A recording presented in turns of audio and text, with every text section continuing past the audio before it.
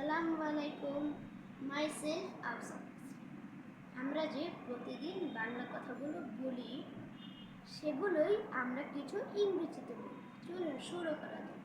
ও তার আগে ভিডিওতে একটি লাইক এবং একটি সাবস্ক্রাইব। চলুন এদিকে এসো, কাম হেয়ার, বসো, সিট ডাউন। কি হয়েছে? হোয়াটস হ্যাপেন্ড?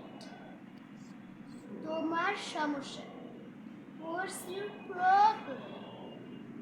আমার কথা শোনো, লিসেন টু মি।